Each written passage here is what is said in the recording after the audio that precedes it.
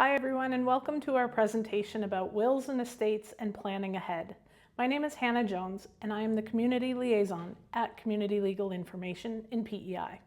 I welcome you today to join us as I walk through different areas of conversation about planning ahead and also the different roles and responsibilities when taking care of an estate.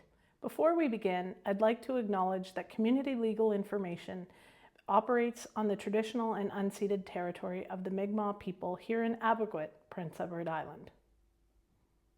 Our mandate at Community Legal Information is to support island residents with easy and useful information about the laws, as well as how to navigate the justice system on the island. Today, I'm going to be sharing basic information with you about wills and estates, really setting some ground rules or ground points for you. I'll then be moving into some of the information that's really helpful for making and updating a will. Following that, I'll talk about the really important roles that are involved with an estate, including executors and administrators. Following that, I'll be finishing up with details about some of the possible concerns that can arise with a will or with an estate. Following that, I'll finish the session with sharing some resources that are really helpful for you. So starting off, I'll speak about the basics of wills and estates. Starting off with the basics, a will is a legal document where you get to have your final say about what you want to have done with your property or your estate after you have passed away. You also have the opportunity to describe who and how you want to have your assets distributed. The estate is the property that you have and what you'll be distributing.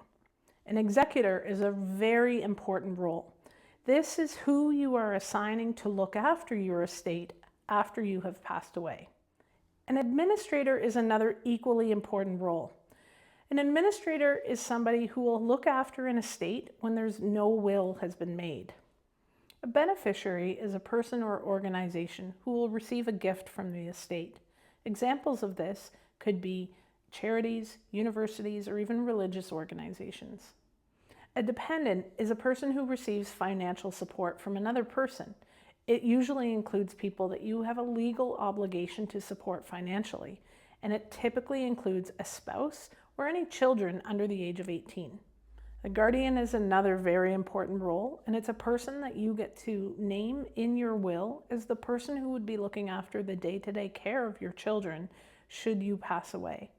If the other parent is still living, they would automatically take on that caretaking role.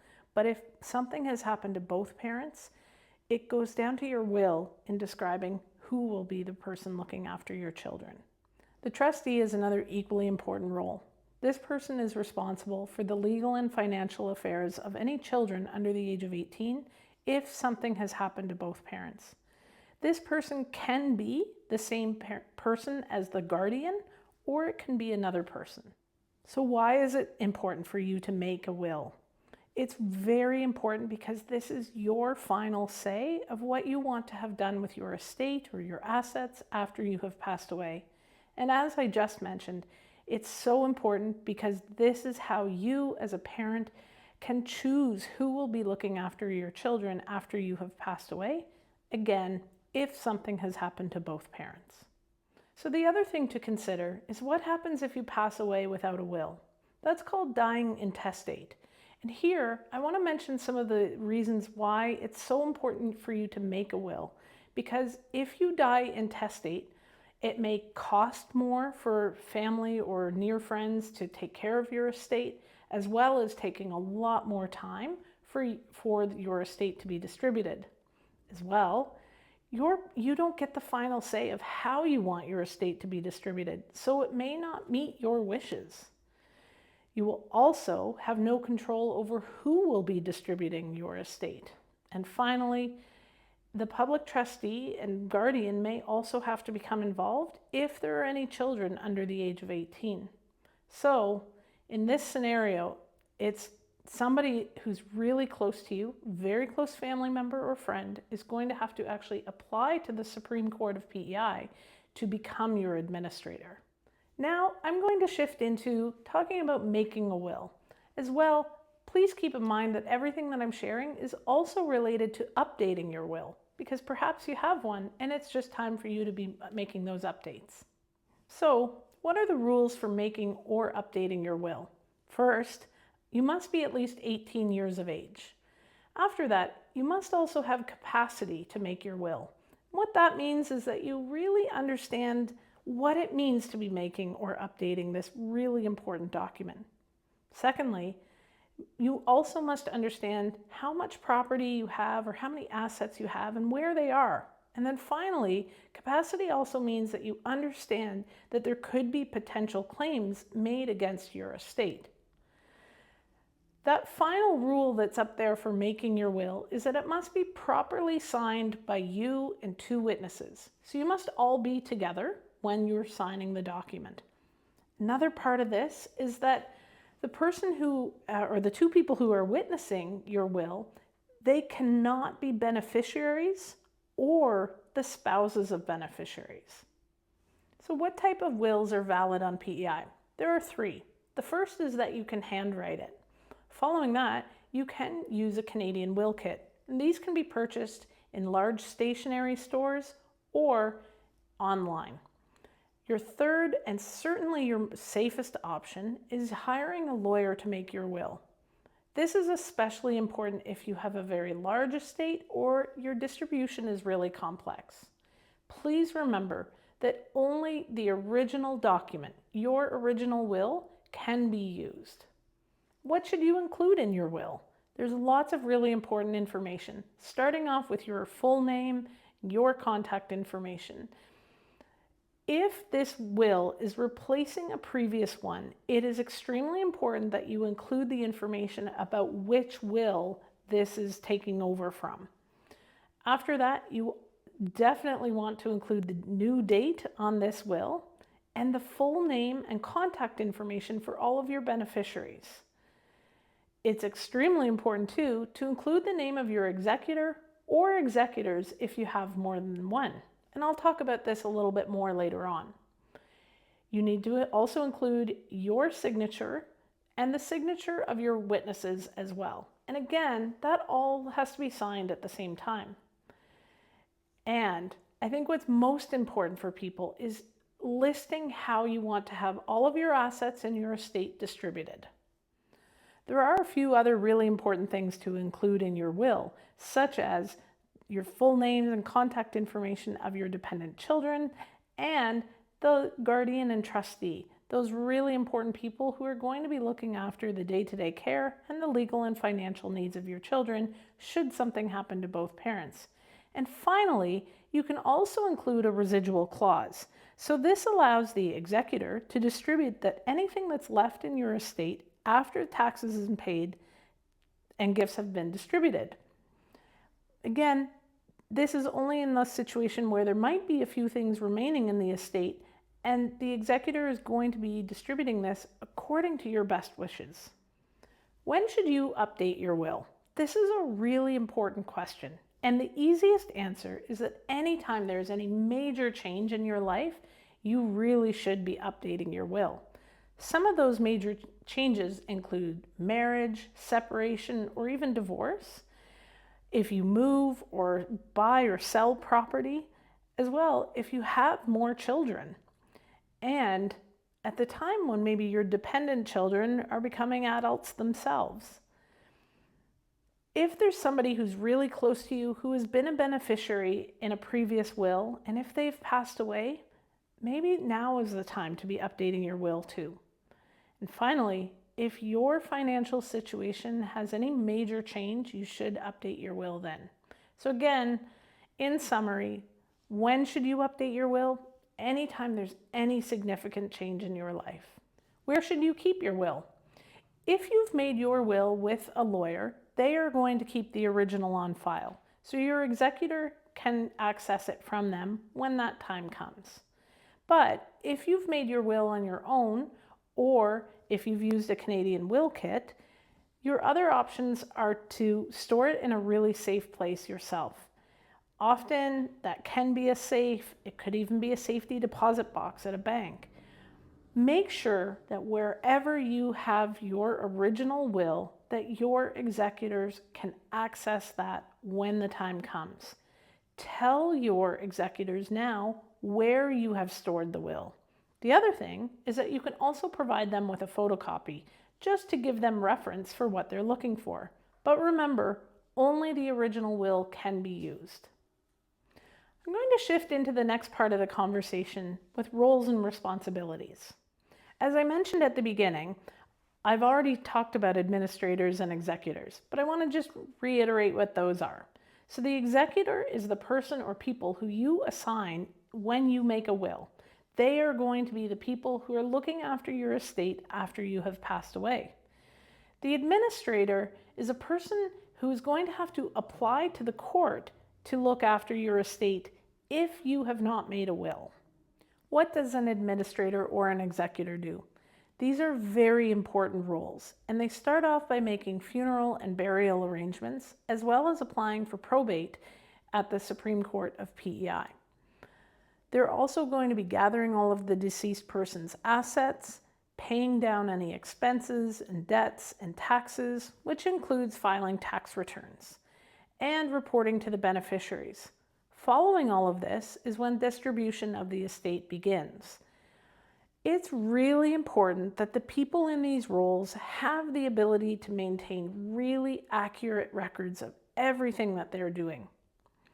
The executor or the administrator are also having to notify insurance brokers and other organizations of the death of the individual. And that also includes applying for different death benefits. Now I'll be talking about executors. Who can become an executor? Well, this person must be competent, and that means that they can understand and make legal and financial decisions. They must also be at least 18 years of age, and this person can be a family member or they can be a beneficiary, but they also don't have to be. It can really be anybody who you choose. The last point here is that an executor can live on PEI or they can live outside of PEI. It is definitely easiest, though, if they live on the island. Another thing to consider is that you can name more than one person as your executor. You can name co-executors, meaning that you're naming two people who are going to be taking care of your estate and handling your will by working together. You can also name alternate executors. What that means is you have your primary executor listed, but what happens if something happens to them? Then you have a backup with your alternate executor, somebody who can step in and take over. That's really helpful should something happen to your primary executor. When should an executor begin acting on an estate? By law, if the executor lives on PEI, they have to apply for probate within 30 days of their person passing away. If the executor lives outside of PEI, they must apply for probate within 90 days. We get this question all the time. What is probate? Probate is essentially the legal process of declaring a will valid. The executor has to file with the court, and ultimately what they get from this process is a document called letters probate. This is the document that allows the executors to then act and carry out the duties of the estate. We also get asked the question quite often, well, how much does it cost to apply for probate? On PEI, that cost ranges from 0.4 to 1% of the value of the estate. Another really common question we get is whether or not an executor even has to apply for probate.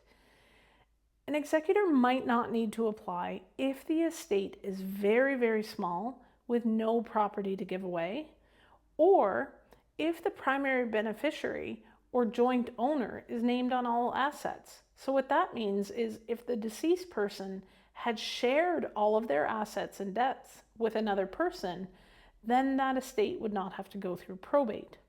And finally, if the person who made the will has different things like different assets like RRSPs, RIFs, TFSAs, or even some others, if that's all they have and they have named beneficiaries with those, then they likely also don't have to apply for probate.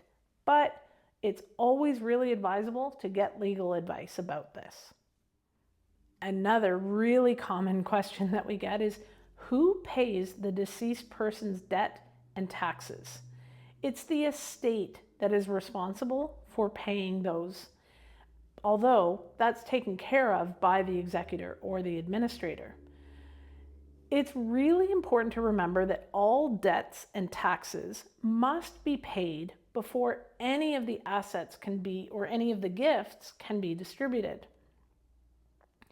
Any of the beneficiaries, the executors, or the administrators, they're never personally responsible for paying out of pocket for any debt that the estate owes.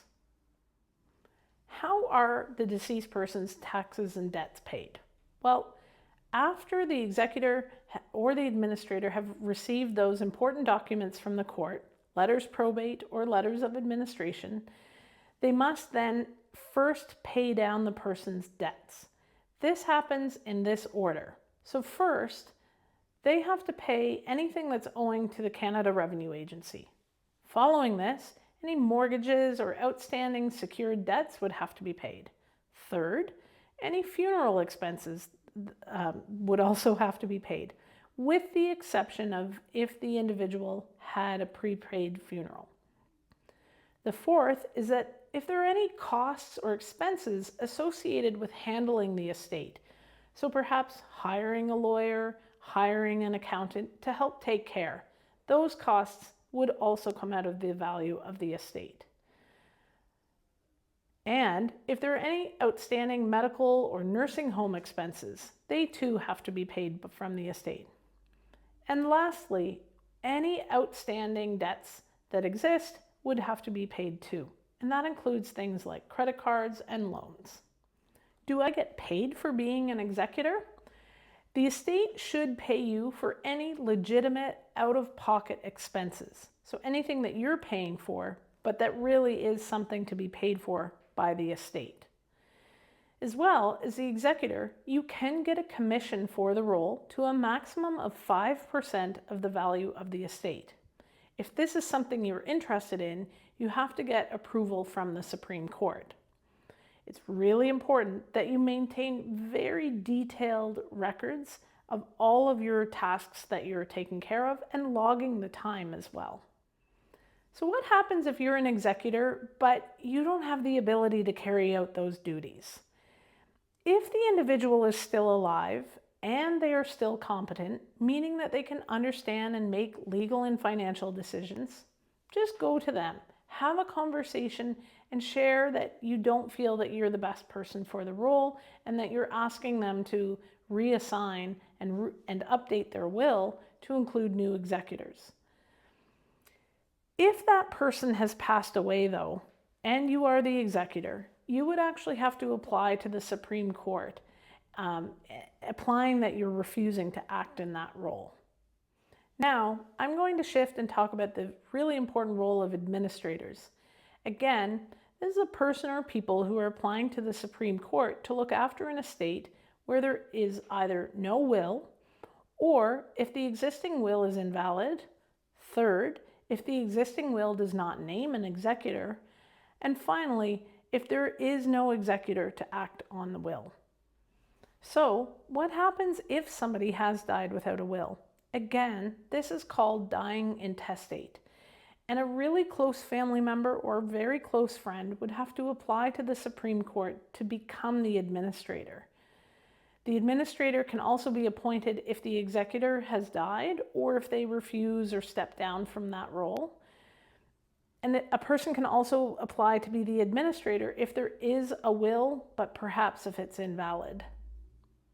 It's common that administrators want to know how to distribute an estate. And the benefit is that the Probate Act on PEI actually describes this for you. For example, if the deceased person had a spouse and no children, then the whole estate is going to go to the surviving spouse. Next, if the deceased person had a spouse and one child, then each is getting 50% of the estate.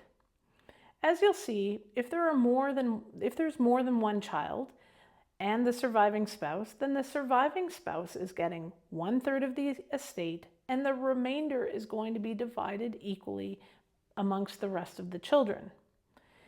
If the deceased person had no spouse or children, then the whole estate is going to their parents, should they be living.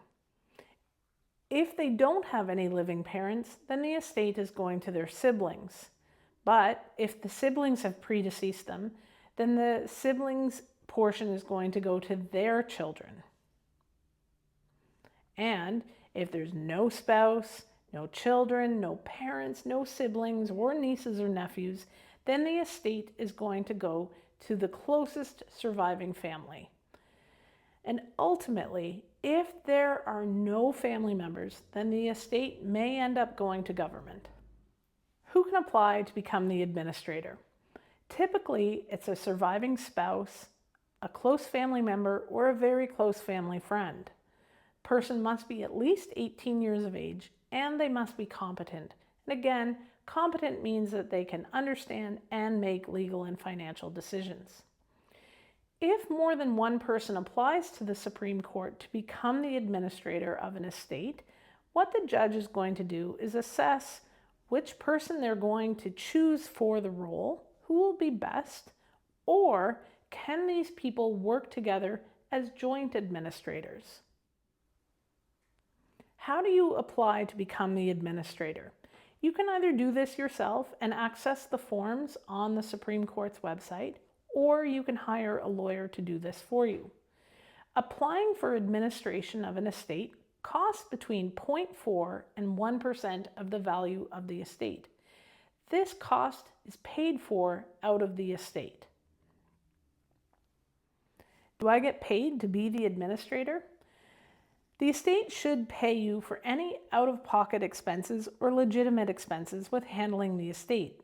These include things such as hiring a lawyer or an accountant to take care of some of these tasks. As well, if you do become an administrator, you can get a commission of up to 5% of the value of the estate. If you are wanting to access a commission for taking on this duty, you need to apply to the court and they need to approve it. If you have been approved as the administrator, the ultimate outcome from this is getting letters of administration from the court. This is what allows you to carry out the duties of handling the estate, such as paying down all of the debts and taxes, and then ultimately distributing the estate. If you are an administrator, check out our publication and our resources on our website, as we have a really great checklist for this. In this next section, I'm going to be sharing some information about possible concerns, whether that's about making or updating a will, or even about handling an estate after a person has passed away. What are the grounds for contesting a will? Anybody can apply to the Supreme Court to contest a will if they suspect or know that a person was tricked or forced or coerced into updating their will in a certain way. Or if you know that the will maker was incompetent when they actually made or updated their will. As well, if proper procedures were not followed when the will was made. That can include things like the witnesses not being the right people. And finally, if the will does not provide for the surviving spouse or children, the will can be contested. So what happens if someone contests the will? If this happens and a person files a claim against the will, the whole matter is going to court, if it's not settled outside of court. The Supreme Court is then going to try to resolve disputes and claims against the will. They're going to listen to the evidence of all sides and decide if the will is valid or not. If the will is contested, the Supreme Court may resolve disputes or claims against the will before granting letters probate. What happens if the deceased person's debts are greater than their assets? It's really important to know that beneficiaries, executors, and administrators are never personally responsible for paying for those debts out of pocket. Those debts need to be paid for by the estate. It can be helpful for executors or administrators to get legal and financial advice in this situation. Before we wrap up, I want to share some important resources with you.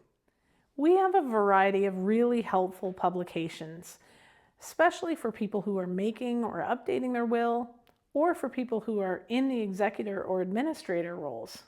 We also have planning ahead publications about power of attorney, healthcare decisions and healthcare directives, and about preventing abuse and neglect of older adults. These can all be accessed in the video description below or by calling us for free paper copies. We've reached the end of this presentation, and I really hope that you've gained some valuable insight, whether you're making or updating your will, or if you're taking on the executor or administrator roles. However, if you still have some questions and are wanting some legal information, give our team a call. We're glad to help you. We can be contacted by phone, email, or drop by and see us in person. As well, we have a low-cost lawyer referral service where you can seek legal advice. I also invite you to visit our website where you can learn more about our programming that we offer in various areas of the law. Before I say goodbye, I just want to note that we are a registered charity, and any and all donations go toward continuing to make all of our resources accessible to the island community. So we've reached the end of our presentation, and I really hope that you've gained some valuable information today. Please remember to share this with your family and friends.